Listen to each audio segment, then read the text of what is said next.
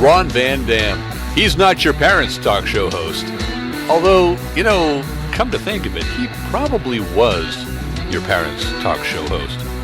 He's been at this a really long time. You are listening to The Ron Van Dam Show on New England Broadcasting. Ron Van Dam is an experienced talk show host. Do not attempt to try this at home. Good morning, good afternoon, good evening, good night. It's the Ron Van Dam Show. Okay, whatever. Hold on tight, things can get a bit weird, if you like that sort of thing. Welcome to the program, To It. I am the Ron Van Dam Show man. My name's in the title, so that puts a little bit of a burden on me at this particular juncture in my life. But let's try to do this anyway. You sit down in a chair and listen to me talk, and we'll do this for about half an hour, and after that, you're on your own.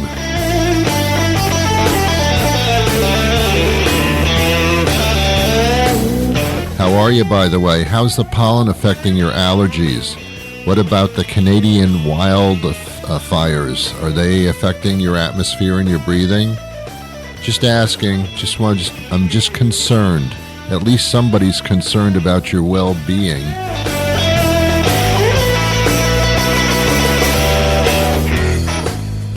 Let me introduce some of the people that make this show possible. I do this by contractual arrangement.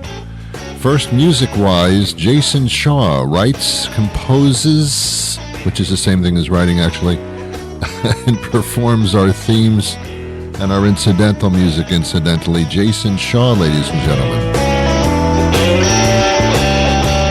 And if I can direct your attention to the high wire now, high above the seats in the large tent, that's John Shanahan on the high wire. He's comedy writer, announcer, has his own podcast called Hypnagogue. Check that out. It's pretty cool. John Shanahan, ladies and gentlemen.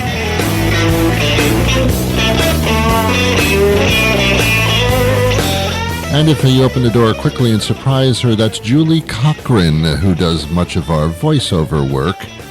Thank you, Julie.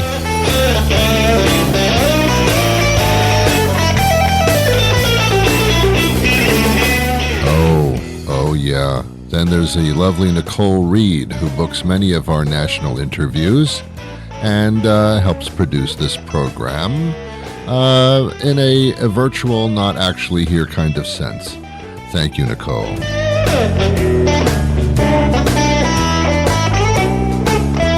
And then there's you. Yeah. Okay.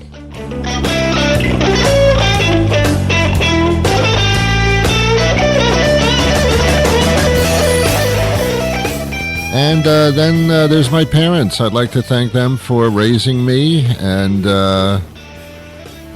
being responsible for the person that I have become in life. I don't know if that's responsible or it's their fault. I can't figure out which that is.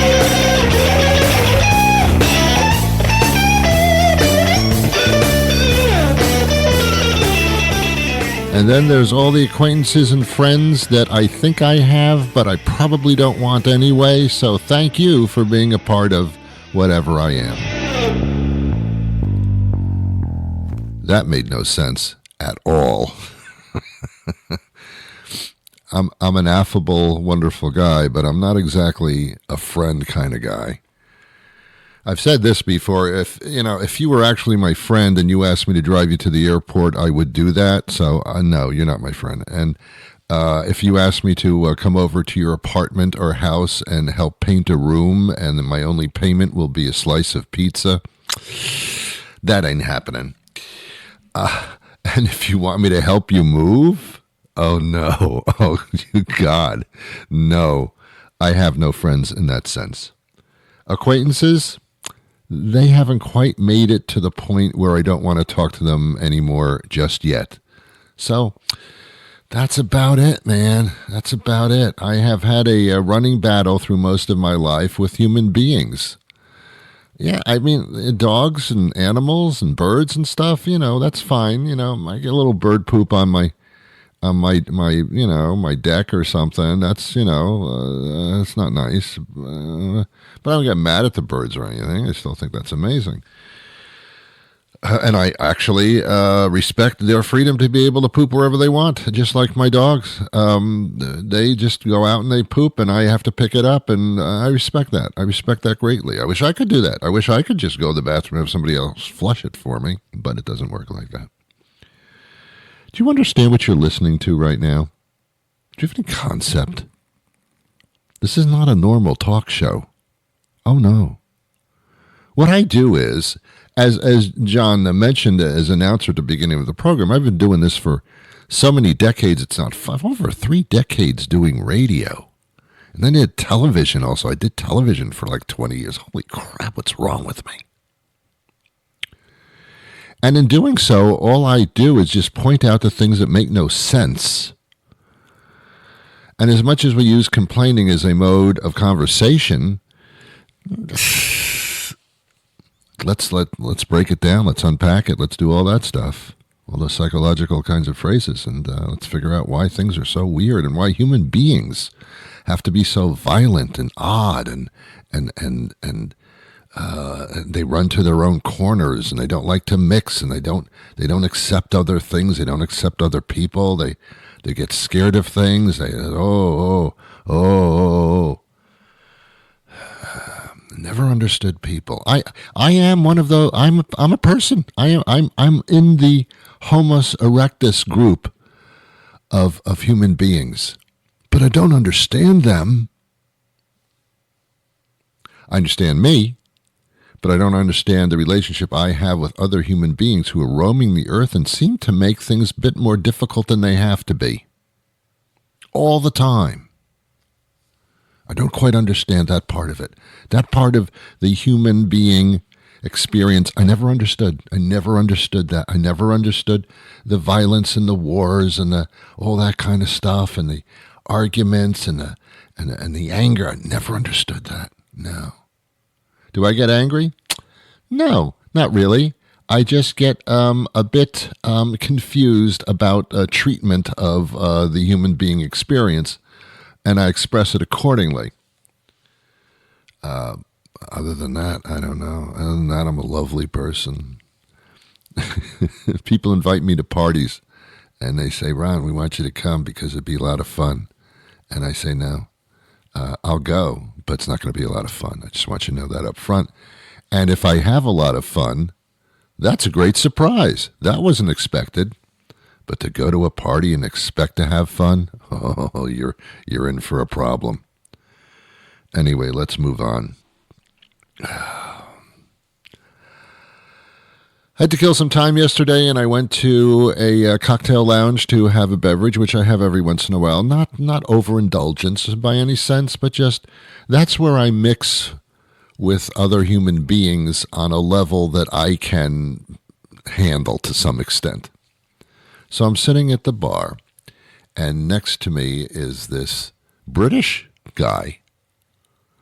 He was kind of balding, looked like he was about like 40 years old, and he was always on his cell phone. Always. And that's what people do now. If they're alone, they embrace and have a relationship with their cell phones. We have to check everything out. We have to see if anybody's calling. Let's check this. Let's check that. Very, very busy. I'm very, I'm a human being, and now I have a cell phone. I'm very, very, very busy. Very, very, very, very busy. I'm very engaged. I got to check this out. I got to check this out. Hey, I have to check this out. So he's doing that, and he's sitting next to me, but he's fascinating. Don't know his name, but when he was talking on his cell phone or talking to the bartender, he had a thick British accent. Now look, I found it fascinating. I was into it, man. I couldn't wait for him to stop talking. I mean, I could wait for him to stop talking. I got that confused. Same thing, actually. His British accent was so intriguing. I wanted to be British because when he talked, people listened. Now, I'm sure if we were in England or in London or something, and he were talking like that, everybody talks the same. So I would be the one that sounds different.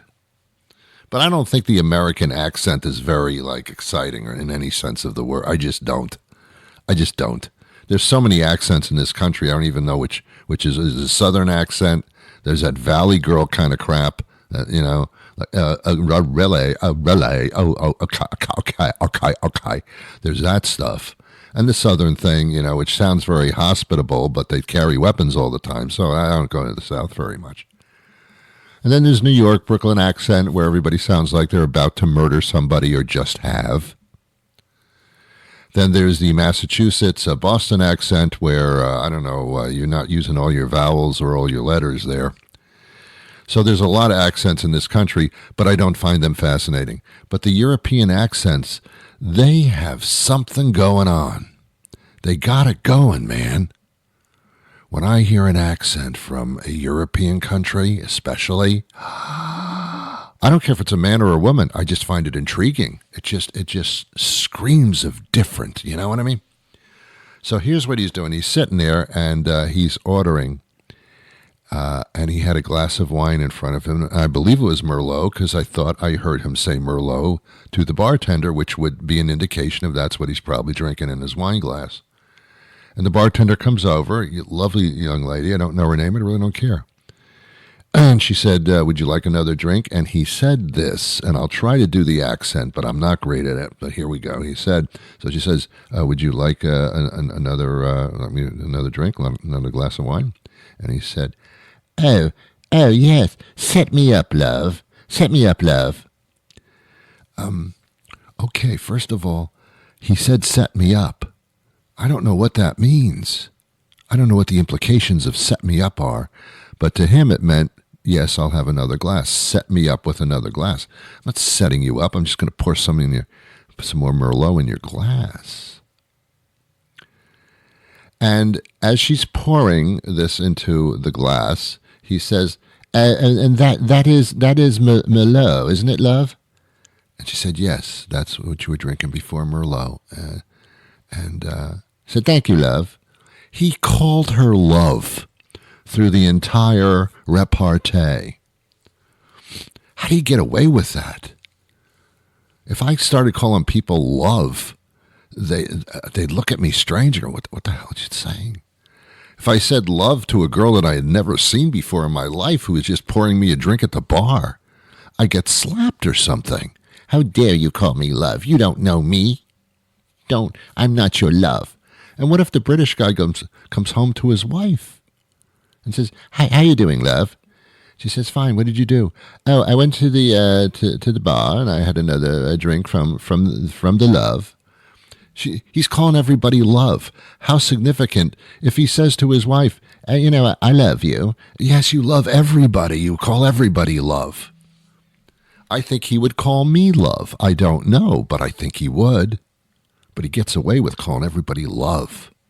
Does he love them all? No. He might love nobody. But he calls them love. They make the word insignificant, is what they do. Love is a very strong, powerful word. Many people can't even say it. Yet he at a bar, he's just throwing it all over the place. Thank you, love. Okay, love. Set me up again, love. The accent I love. I do love the accent. The British accent, I don't know. Just these European accents, they do something to me. And then there's, of course, the Italian accent. And the Irish accent, different. Like it. I like it. French, don't even go there. The French accent, oh my God. Man or woman, when they say with the French accent, oh, no, I do not know. I go into the place and I find my shoes all over the floor and I pick them up. I put them on my feet. What am I going to do? What am I going? This is just come over here a little bit close and smell my face. It's really something to engage yourself in the lovely punities of the aroma that comes from my face. Wow. I think accents are wonderful. Okay, let's move on. Spent enough time on that. I'm watching a commercial on television yesterday, and I wanted to bring it to your attention because I find it to be so absurdly ridiculous. The commercial was about the Toyota summer event, and they had an attractive young lady, way too young for me, but she was an attractive young lady, and she was hawking the Toyota summer event. What kind of event could be taking place in the summer with Toyota? Well, she's standing in front of a dealership. Oh, duh. And they're having their Toyota summer event. I don't know what that means. It's an event in the summer on a car lot. I didn't see any hot dogs or balloons, although I assume in some cases that is possible. But she's saying that it's the 2025, which is the year that we're in. Oh, my God, that's a high number. That's a high number, 2025. That's a lot of numbers. She says, yes, it's a Toyota summer event. And here's the deal. And it's the deal that drove me a little bit insane. Here's the deal. You can get a 2025, that's the year we're in, once again, a 2025 Toyota Land Cruiser. Now, I don't know what that is. I believe it's a SUV, a SUV, I think it is. Wasn't that a television show? Wasn't it Law and Order SUV? What? OSVU? Oh, okay, fine. Sorry. It's so close. It's so close. I get all those letter things all messed up. SUV. I don't. Law and Order. IUD. I don't know. I don't get them messed up. Anyway, so it's the 2025 Land Cruiser. Here's the deal. During the Toyota summer event, this woman spokesperson there, this girl says, it's only $499. $499. That's not the price. That's the percentage of the loan. Yeah, it's 4.99% for 60 months. 60 months is a long time. I guess that's okay if you don't have any money. You can really spread it out, Many people may not even live that long. 60 months, that's a long time. But you got that long to pay this off. But it's at 4.99%. All right, listen, Toyota. Come closer to the speaker. Why don't you just say 5%? Who the hell do you think you're kidding? Oh, that's right. It's a car dealership. What's the annual percentage rate on the loan?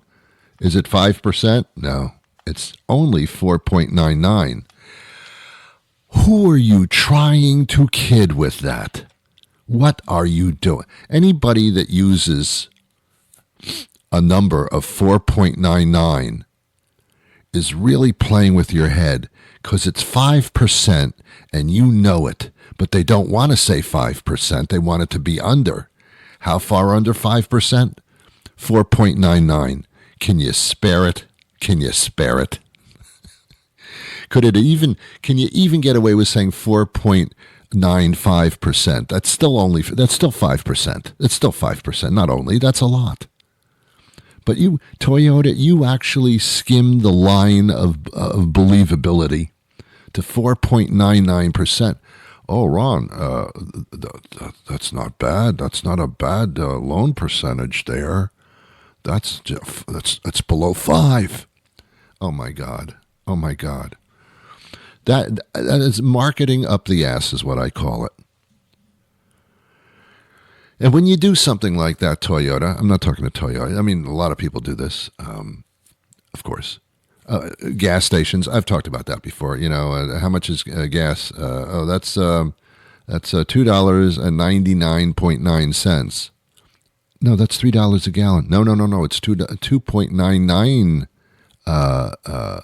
Yeah, it's $2.99.9. Oh, that's cheap.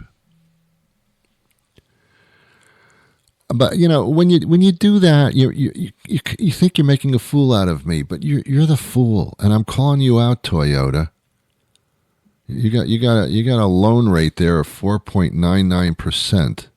Who are you trying to kid? That's all I wanted to say. I'm just saying. I'm not complaining. I'm not going to buy a Toyota Land Cruiser. I don't even know what it is. I don't care, but don't insult me publicly by telling me that it's only 4.99%. Stop it. Let's not try to manipulate each other. Okay, we don't do that. And that's where I find the human social condition to be a little bit off. Okay. We're going to talk about Father's Day. It's coming up rather shortly. It could be any minute now, but it's not. But it could be, but it's not. It's around the corner. If you kind of lean forward and look around the corner, you'll see Father's Day coming. It's around the corner. It's not here yet. It's around the corner. I'm pretty sure that it's around the corner.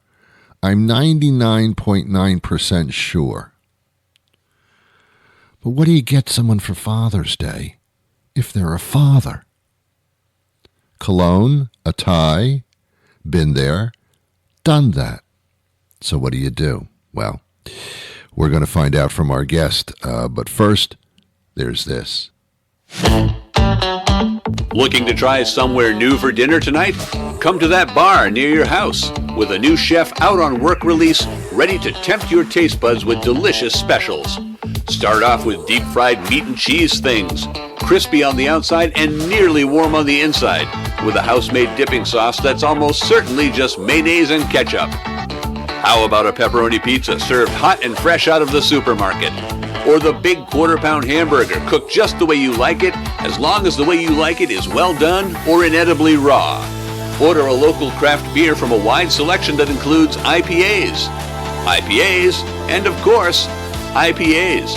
And when you're ready for dessert, the bartender can point you to some place that actually does that kind of thing. Ready for dinner? Head to that bar near your house. Not too far to drive, just a little too far to walk. We'll see you there. Looking to have a few laughs this weekend? Come to Comedy Night at that bar near your house. Hosted by that local comic who hasn't moved past open mic nights for 20 years. And featuring that guy who told everyone he was moving to Los Angeles to become a famous comic and was back in 3 months. That girl whose friends all say she's really funny. And your headliner, that guy who was nearly famous until it turned out he liked to send pictures of his penis to strangers. It's a night full of fun and laughs, and it's happening at that bar near your house. Not too far to drive, just a little too far to walk. We'll see you there. Mike Bako joins us now. He's the trends lifestyle editor of the Daily National, and we're talking about the modern man. That's Mike. Hey, Mike, Father's Day's coming up, I understand, and as usual, we need some ideas. We don't know what to do that's any different. Well, no neckties this year. Okay. Let's go that. Let's leave the cologne to the side. That's everything. Let's kind of let's think about Dad in a more unique way. I think a lot of the trends that we're kind of seeing, we've seen some reporting from the National Retail Federation, is that people are looking for unique gifts, different gifts. About 44% of people said that they're going to try to think out of the box for that, and that's going to add up to more spending. We've been seeing it with the holiday season. We've been seeing it with Mother's Day. People are spending at a record pace now. What we're looking at is about $22 billion in spending. That's about $200 per shopper and about $172 from just 2 years ago. So people are spending more. Items are more expensive, but also people are spending more money. Well, we'd like to get the father something that he really needs, actually, or would really enjoy. And I need some ideas. Well, your first idea should be, if you're thinking about dads who spend a little bit of time by themselves, or maybe even with their kids, gaming. And let's not shortchange the gamer dads out there. They are a significant portion of the gaming audience, and it's not just a kids game, but even if it is, about 1/5 of all gamers are those gamer dads, and the gamer dads are trying to pass it along to their kids. About 33% of those say that they play with their children sometimes. So if you are a gamer dad and you do want something to help store your games, there's something great from Western Digital. It's called the WD Black P10 game drive. So it's got up to 6 terabytes of storage. That's enough for about 150 games, so dads don't have to think about what they want to delete. And it comes in a hard, sleek, portable, built tough, durable case, so you could take it on the go. This device gives dad more game time, fewer headaches, and it's at a great price point. just under $90, $89.99. You could get it at the Western Digital website or at any leading retailer or e-tailer. Wow. Now we're talking about the modern man who tends to want to look good as well. And short of the cologne, what kind of thing would we do to make the man look better? Yeah, let's talk about grooming for the dads in your life. So if you're like me, you want to be clean shaven, you want to get that close shave without the post shave irritation, especially in the summer heat. So I've partnered with Bic, and Bic has recently launched the new Flex 5 sensitive razor for men. So it's about to become the best-kept grooming secret, and this could kind of be, think about it as almost like a stocking stuffer for your dad's Father's Day. You know, it's not too expensive, but it also could be like a nice supplement to know that you're thinking about your dad. So it's not just a razor, it's clinically proven and dermatologist tested for smooth skin. It's got 5 long-lasting blades. It's got 40-degree pivoting head, so it moves with your face when you shave, and extended durability for up to 13 smooth shaves. That's if you're shaving 3 times a week, so you're going to get some use out of this. Mm-hmm. It adjusts to your skin, your contour, so smooth, comfortable shave every time. And one of the great things that I love is this lubricating strip that it has. So it has in that strip aloe, vitamin C, licorice, almond oil, so it's all about the soothing on your skin. I've never heard of that before. It's pretty cool. Wow. Yeah. Okay. Yeah. Because I need. Yeah. You know, the older you get, the more coarse the beard hair gets and the face hair. There you go. Yep. Yeah. Okay. Let's talk about some more celebration. Yeah. So, you know, if you've got a busy father in your life that's looking to stay organized and capture ideas on the go, we've heard so much about AI, but right now, if you are that busy dad, the Plod Note Pin is the world's most wearable AI note taker. So this is a gift for dad that has the power of cutting-edge voice AI without compromising privacy. So it comes you can wear it as a wristband, a necklace, a clip, or a pin. However you wear it, it's ready to capture your thoughts hands-free. And here's the magic part. It doesn't just record. The Plod app uses AI to transcribe your voice and the other voices in the meeting to take out key points. It organizes everything. So you don't have to scribble anymore, no more forgetting. Wow. And for the dads that really care about privacy, Plod's got you covered with this enterprise-grade encryption and a secure and unlimited local and cloud storage. So smart, stylish, secure. It's like having your own little personal assistant that actually listens. And you wear it on your wrist? You can wear it on your wrist. You can wear it as a necklace or a pin or a clip. Oh. So it's got a few different ways. So if you are in a meeting or if you are on the go, it kind of goes where you go. It's really got a great feature. And then anything that you're recording or whatever meeting you're in, you could then transcribe it as well. Wow. And what's the name of this thing? So it's from Plod, and it's called Plod Note Pin. Wow, you're making Father's Day rather interesting here. Yeah, there you go. Yeah. If anybody's listening and I happen to be their father, there you go. That's what I want. Okay. Where do I go to get a recap and some other ideas? Yeah, you can follow me on social media, and you could also go to Daily National for more of these ideas and information. Perfect. Mike, always a pleasure. Thanks, Ron. Well, that'll do it for me today. Thank you to my guests. Thank you to you. I'll be back again tomorrow with another episode. But first, in closing, what have we learned today, besides absolutely nothing? We've learned that the human race is not really that great. And we've also learned that Toyota, 4.99%, seriously? Yeah, we learned that too. What else did we learn today? Accents. They turn me on. I don't know why. Sounds a little weird. I shouldn't have said that. Until tomorrow, I wish you peace.